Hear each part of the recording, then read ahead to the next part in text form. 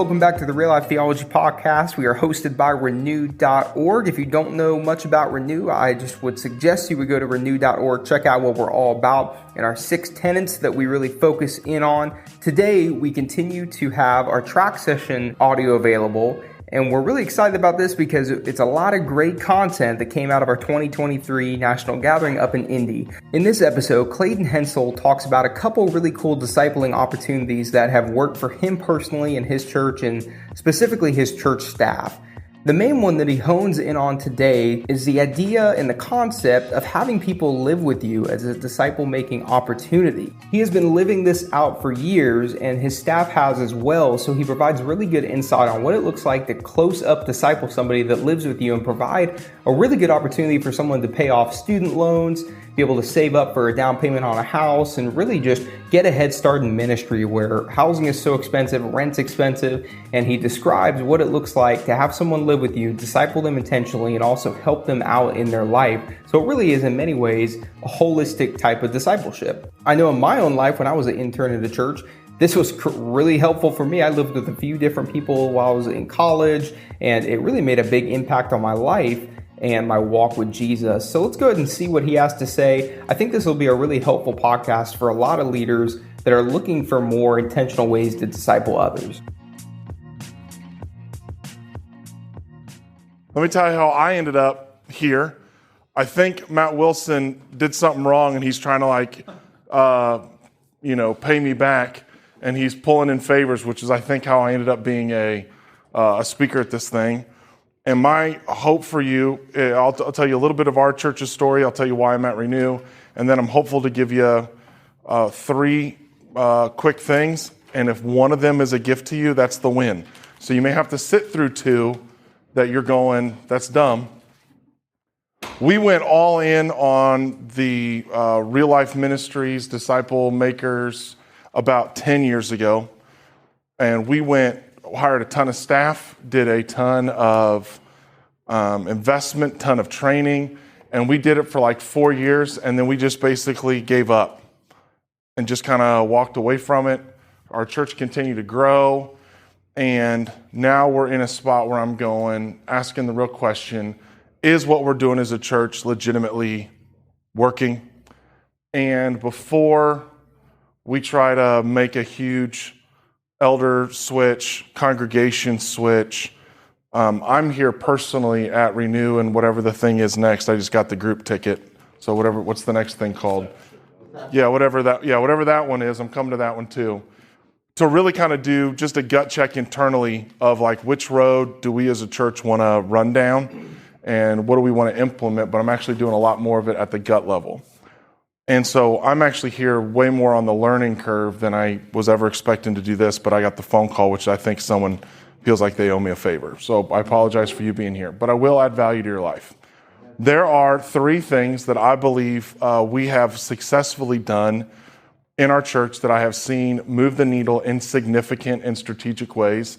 And one of these 3 is going to be a win for you. Probably not all 3, but at least one of the 3. The first one, on the personal discipleship side, our staff culture has kind of stepped into this unique niche. Let me explain it this way. How many of you went to a traditional Bible college to go into ministry at a regular church? Any of you went that route? Okay. How many of you were an intern at some point in time over the summer at a church? Yeah. And how many of you just lived in the basement of the rich person in church's house while you were getting your start in ministry? That was how it worked for me. I went and lived at the youth pastor's house for a season. And then I would live at the rich person's house who had a house that was too big for them. And they would just have, me hang out with their awkward kids. And that was kind of how I started off my ministry careers, in people's basements. However, there was something about that time in my life that was actually very compelling, that made me go long-term. My wife and I, we want to invest in people when they're in that age demographic. And so what kind of happened at our church is we just keep having people live with us. And here's what I mean by that. If you were to do the math at your church, Take however many people you have come to your church. That's how many empty bedrooms there are in your church. There are people in houses that are way too big, that have rooms in their homes that they could actually bring people into their life and do life on life with them. Now, let me tell you how the paradigm shifts there. When you're not just looking at people going into ministry, but you are just looking at the subset of people between the ages of 18 and 30. What do you know about the age group of people between 18 and 30? Here's what I know about them in my neck of the woods. More than likely, they did not grow up with a spiritual man in the home. They have not seen an intact family operate at a high level. They want to be a good husband. They want to be a good mother. They don't know how. They want to be a good Christian parent. They don't know how. They long for it, but they have none of the tools in their toolbox to accomplish it. They're broke. They have student loans out the wazoo. They cannot afford to buy a house, and so they are going to be stuck in forever renter. Or you go to them and say, how about you live in our house with us, and you become a part of our family? What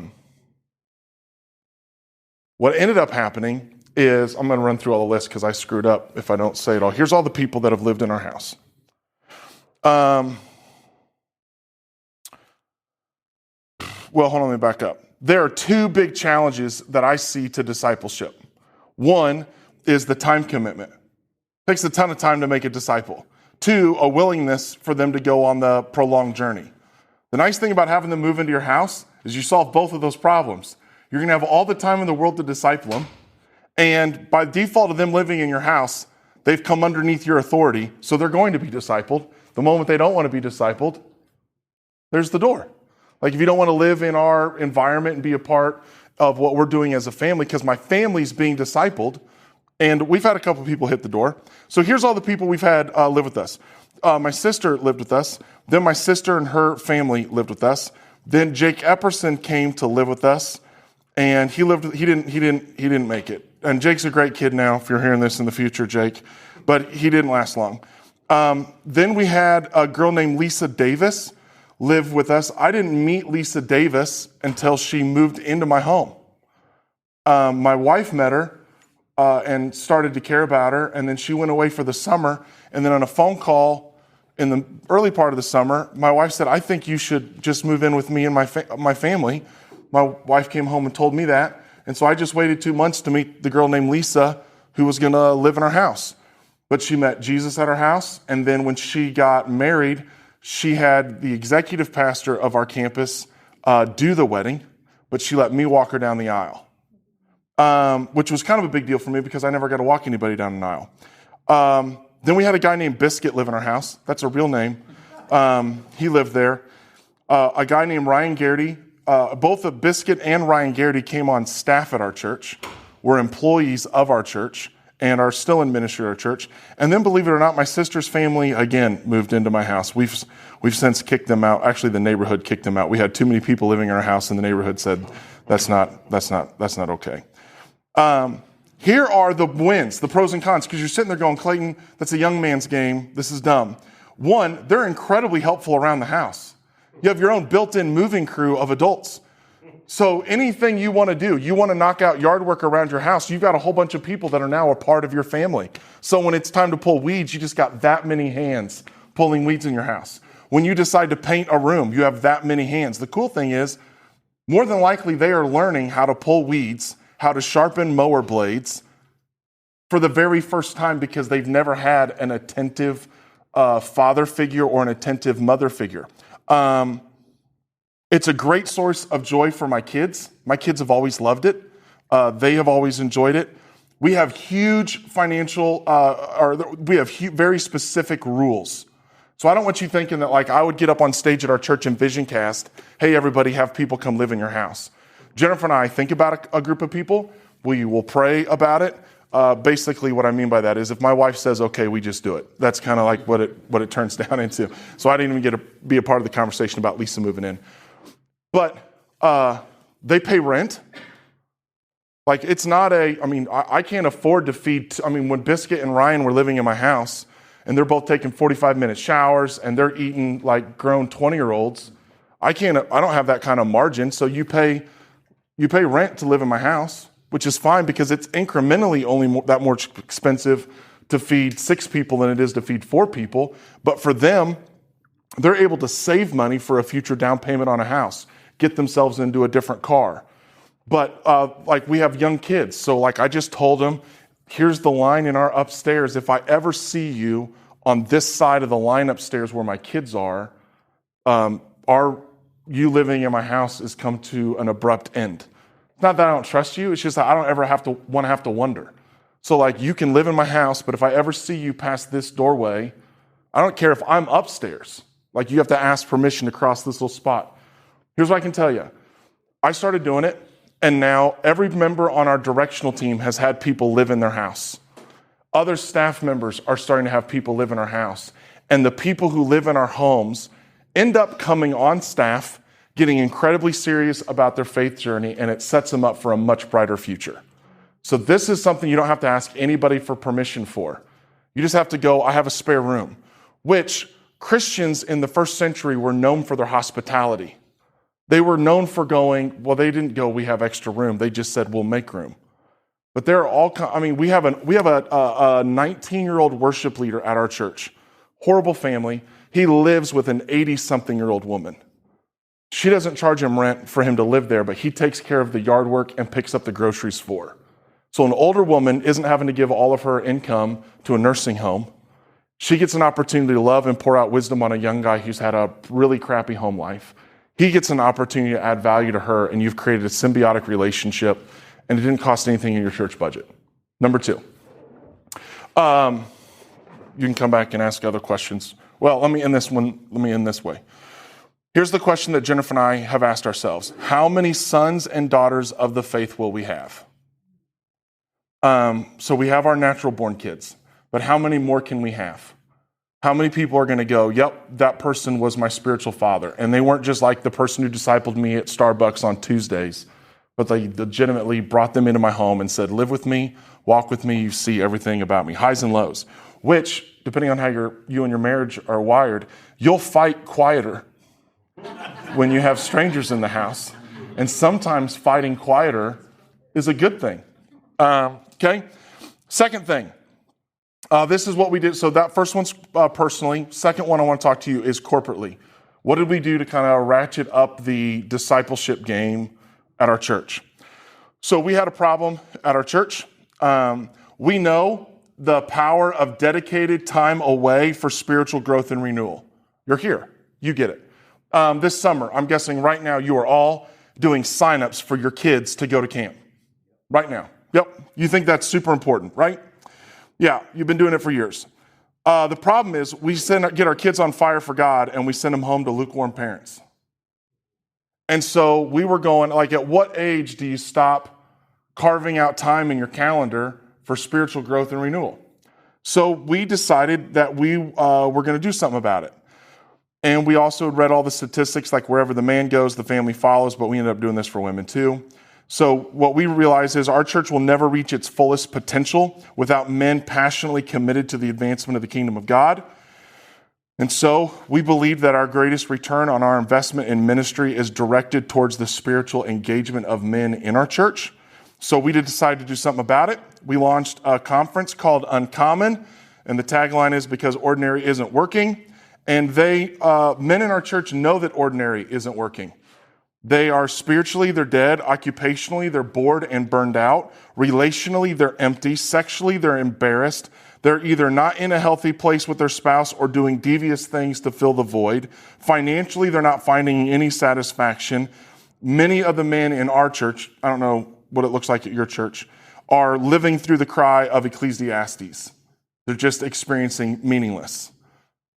And what do we want to do about it? So our elders totally believed in what we were doing, and they gave us permission to have $0 budget dollars to launch this incredibly important initiative. And so we did. We launched it with $0. We put it on credit cards. We believed that it would turn out. we decided to do it crazy simple. You're going to go, Clayton, this is really the gift you want to give me? I'm not kidding you. This is the gift. We pick a man of the Bible, good or bad. We talk about it for 3 sessions, 1 on Friday and 2 on Saturday, of what God did with him or in spite of him or through him. Not as a promise to be expected, but as a template to be followed. And past year, we did Gideon, the highs and lows. So here's the story. Year 1, we started it in 2014. We had 406 people in attendance, and we were tickled pink. It has grown every single year. We've never had a down year. Last year, we ended up doing it in 2 different locations. The second one was Matt Wilson's church. We ended up taking a team of 29 people from our church, and 11 of them were only 11 of those people were staff. The other group was a bunch of guys who, it was their first missions trip. Because, if you go from Democratic state of Illinois to a Republican South Carolina, it's a mission trip.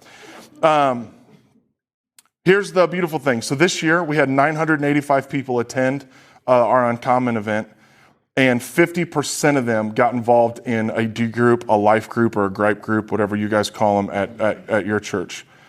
In other words, our most successful D group assimilation tool, people pay to participate in. In 1 weekend, we pull off a fantastic event that moves the needle of engagement as far as attendance, giving, serving, life groups. And our men pay for the privilege to show up, to sign up for the thing that we would have begged them for multiple weeks to sign up for. So we're like, if that's how they operate, let's just double down. This is fantastic. So so here's what it is. And you're going to be like, really, this is it? It's just 24 hours of spiritual focus. Noon on Friday to noon on Saturday. Just give us 24 hours with you, a group of guys, and God, and see what happens. Then what happened is after year 1, we had a desire to take and make this a gift to other churches. So we intentionally didn't brand it as The Crossing. We branded it as its own thing, Uncommon. We do all the planning, all the theme work, all the Ableton, all the multi-tracks, all the work, all the videos, all the promotional materials, all the sermon breakdowns. We have an entire team that helps people with signups, promotions, and budgeting. We do our best to send people to your church to pull off the event on our dime. Leaders, facilitators, worship people, tech people. Basically, here's the job of a local church: to recruit people and have fun. Our goal is to get the amount of work that a church has to do to pull off an Uncommon event down to under 20 hours, plus the event. We do our best to give you all the seed money to pull it off. If you're a lead pastor, let me say this. This Uncommon has never cost our church any money, which is a great thing when you want to talk to anybody else about starting their ministry. The biggest ministry in our church has never had a line item in the budget. In fact, it makes money every year, and then it uses the money that it makes to help other churches start what we started. Just so you know this, when I sell this, nobody on our staff takes a single dime, a single stipend, nothing. There's no back door, hey guys, buy this book that I just wrote. There's none of that. We do it all for free simply because we just know it works. So this year, we're doing it in Illinois, South Carolina, Florida, Idaho, Arizona, Ohio, and Indiana. So 7 years it took to get it to 2 different places, and then who knows what will happen next year. Here's our guiding principles for the Uncommon event. Any pastor that you interact with gets to go for free. So if you bump into a pastor at a coffee shop, you tell him he gets to come for free. Because, just let him show up and enjoy church and not have to worry about where did people set up the communion. So if you decide to host an Uncommon event, you just sign on to pastors get to come for free. Just tell them to show up and treat them like a king and love on them and give them everything you possibly can at your church and then bless them on top of that. We have a son price. So a dad costs $65, a son costs $40. It's a $40 no matter how you call them. So if if you have 4 generations coming to your church, everybody as long as Papa pays, everybody gets to go for the grandson or the son price, because we don't ever want to get in the way of giving a guy an opportunity to be the spiritual head of his home and make a spiritual investment in future generations. We tell 7th graders and down really not to, or 6th grade and down not to come, because, sometimes we talk about grown man stuff. Here's the deal. So we have a big engagement dashboard at our church that tracks on a monthly basis how many people are active, how many people are serving, giving, how many people are in a life group. It tracks all those things, how many are doing. And you can look on our calendar, and every year this is what happens. It just keeps ratcheting up every year. So we used to stand on stage for weeks on end and say, hey, would you get into a life group? Hey, would you get into a D group? Hey, would you go on a discipleship journey? Hey, are you unsatisfied where you're at? We did all of the different, and now we just say, hey, do you want to come to the most fun thing we're going to do all year? And they say, yeah. And then when they're there, after they get all of their heart on fire for the Lord, we're like, don't you think you should probably learn how to live like Jesus so you can tell other people about Jesus? Like, yeah, I probably should. And they all, 50% of them just do what they always do, which is disappoint you. But 50% of them go, yeah, I think this is obviously my next step. So now one of the most enjoyable things we do at our church is a conference or a small group sign up disguised as a conference. And it keeps moving the needle. And it would be our example of working harder, not smarter. Have you ever wondered what the Bible says about male and female roles in the church? Maybe you have felt unsure of how what the Bible says about this lines up with modern culture. Is it even applicable today? If you have felt this way, we encourage you to go to YouTube and search Male and Female, a Biblical Look at Gender. This is a special 6-part series produced by Renew.org to help Christians navigate what the Bible says about this polarizing topic and how to apply these teachings in your context today. If you would like to listen to this series, go to your preferred podcast platform and search the Real Life Theology Podcast, and they're becoming available there as well. If you would like all this great content in book form, you can go to Amazon.com and look up Male and Female, a Biblical Look at Gender to purchase Renee Sproul's new book with all this great information in it. We just highly encourage you to check that out and grab a copy today as well. And share this series with anybody who may be struggling with this topic, who wants more clarity about how to understand it, apply it, and follow King Jesus more clearly today. Okay, last one. This is the last gift. I'm going to come over here so I can look like a teacher. I wanted to make it more official. Here is my leadership gift to you. The other ones were like practical ministry stuff. This was a framework for me that helped me articulate 15 years of frustration in a leadership role. Because I had led through a lot of vision casts. I had led a lot of staff meetings, staff trainings. And at some point in time, I was just completely fed up with, like, I've already said this. Why isn't this just who we are already? And so what I want to take you through is what I call the 6 stages of ownership. So you're getting ready to leave here, and you're going to go back to some group of people, and you're going to say, hey, we should start having people live with us. Or, hey, we should start a men's conference or a women's conference. Or, hey, we should start making discipleship a priority at our church. Here is what you can expect. I want to let you get out your binoculars and look into the future. Because any vision cast, any initiative, any solution you're trying to implement or chase, any idea you want to implement, here's what happens. First thing is everybody hears it. Stage 1, everybody in the room hears it. That's it. That's stage 1. You've passed. Stage 2, processing it. Some of you would self-identify as you are a fast processor. And some of you are slow processors. It's not that you're bad, you're just different. You have different RPMs, you have different torque. So you're the person who goes, and somebody asks you, how do you feel about it? You shouldn't talk yet because you haven't processed. You need 24 hours to circle back and go, this is what I'm thinking. I used to perceive this as an alignment issue. That people who are slow processors were actually not in alignment. And I would see that as adversarial instead of them just being hardwired differently. They just heard it. And now they're processing it. But we're not stopping at processing. So why am I getting frustrated while they're in the process stage. This is about how God hardwired them. So I can't ask them to process faster. This is in their DNA that God put there. Like this is how they're just naturally wired by God. So you hear it, you process it, then you understand it. After you've processed it, that's when you start to go, you have knowledge of the why. It makes sense that you would pursue this particular agenda. I understand why discipleship's important. We want people to love Jesus in the future. They finally go, okay, I understand the why. You'll be like, Clayton, I don't know if I agree with you. You're processing it. 4, agree with it. You can understand it and still not agree with it. This is where you agree publicly. This is when you're in the room and people are nodding their heads. Yeah. You're preaching the sermon. You got a couple people in the front row. That's good. Yeah, amen. And I used to think that meant something. It doesn't mean a thing. They're just agreeing with you.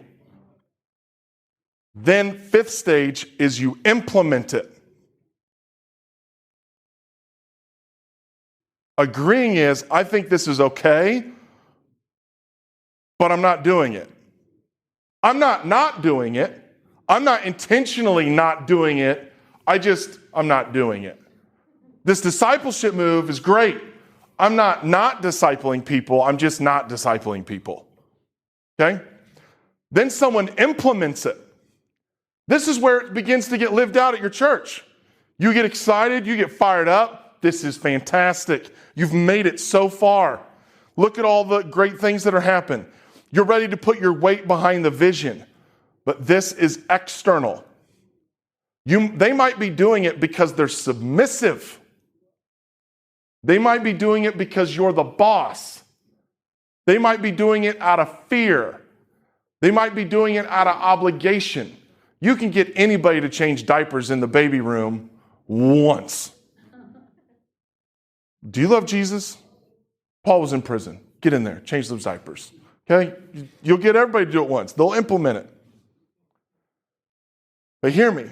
You can agree with all kinds of things, but until you implement them, you are not committed.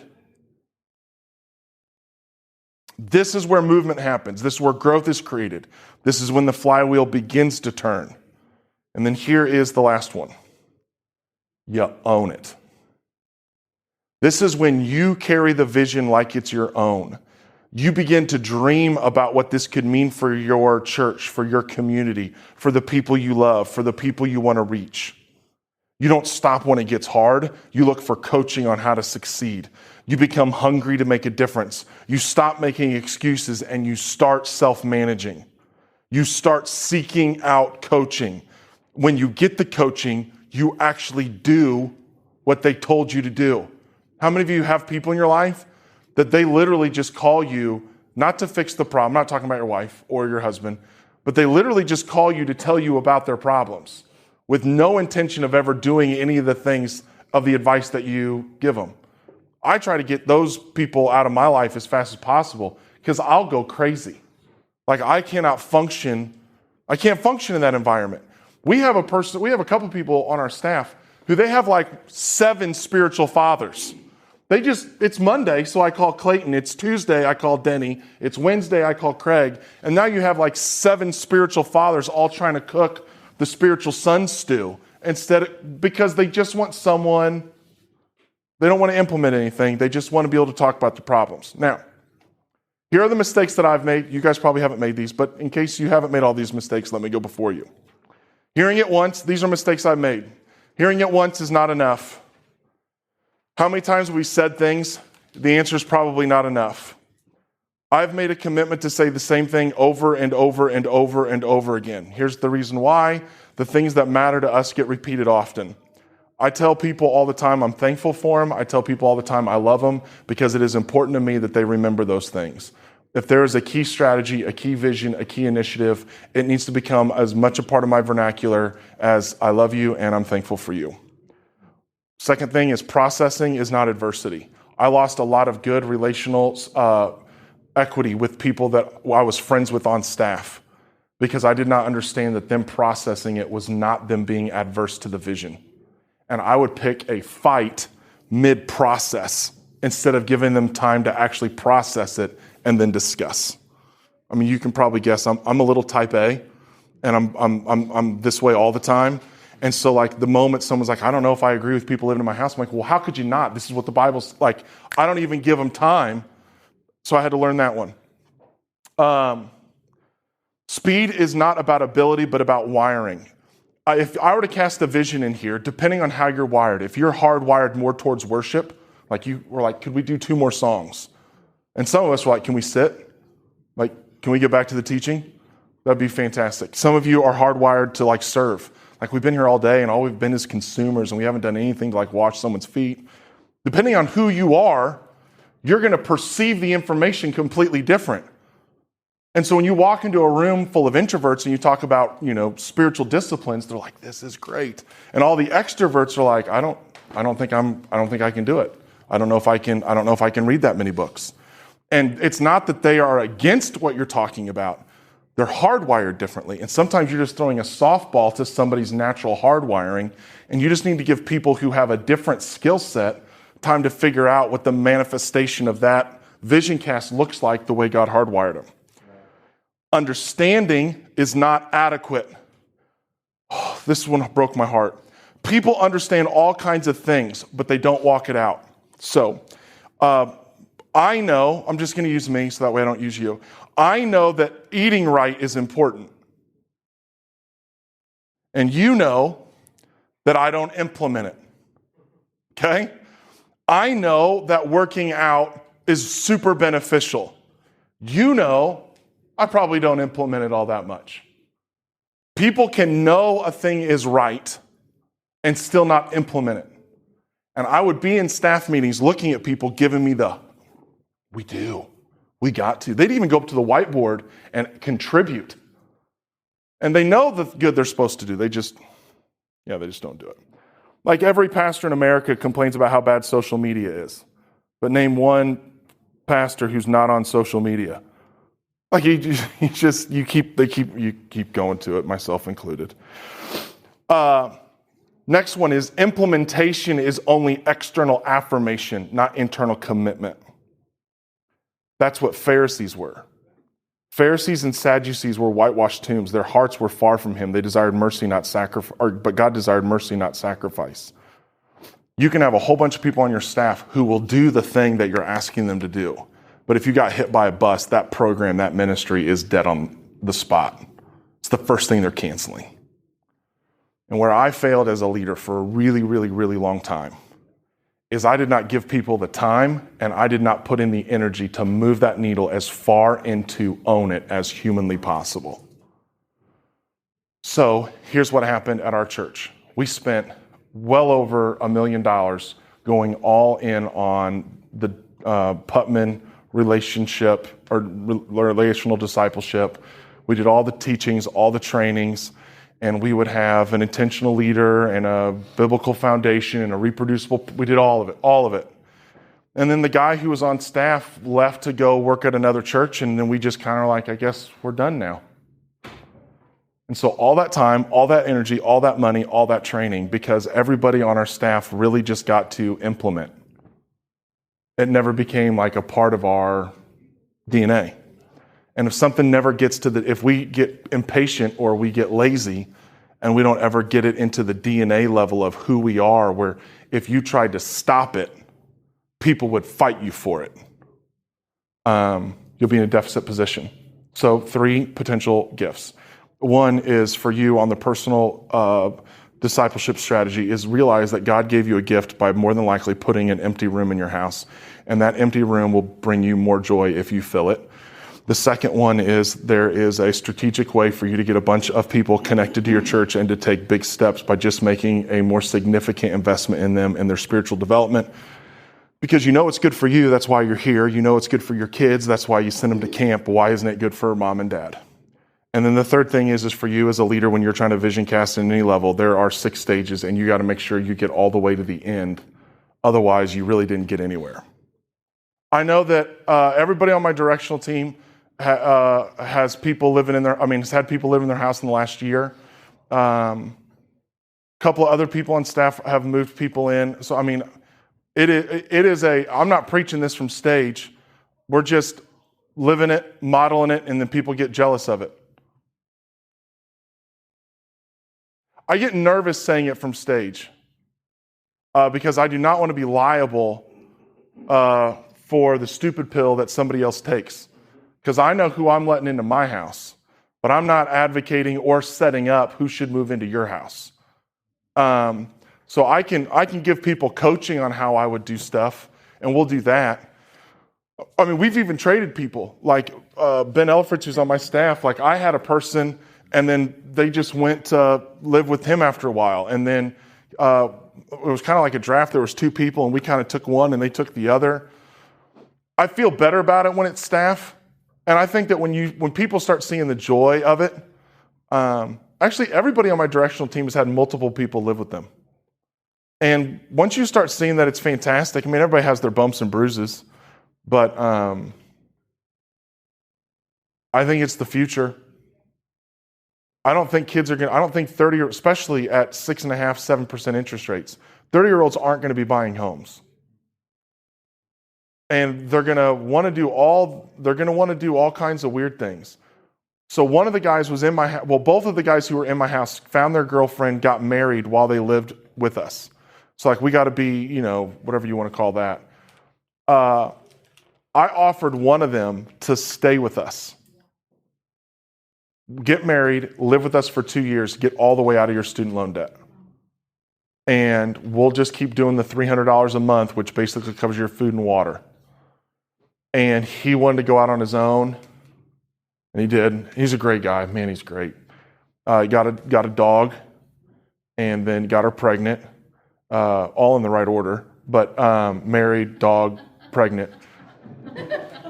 But now, if you were to ask him what's his biggest regret, it's that they didn't move into our house. I said, I can put insulation in the ceiling. We're going to be fine. But he wanted to be out on his own.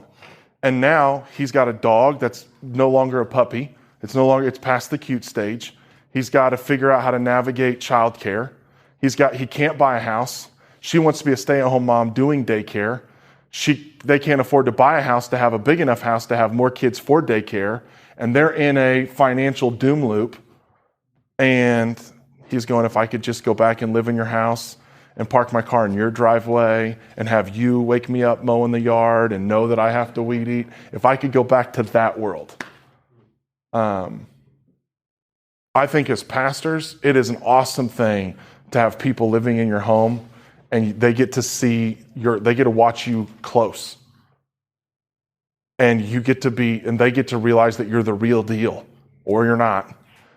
And they heard me and my wife fight, and they picked her side, which is, I get it. I'm afraid of her too. But holistically, it's precious to me.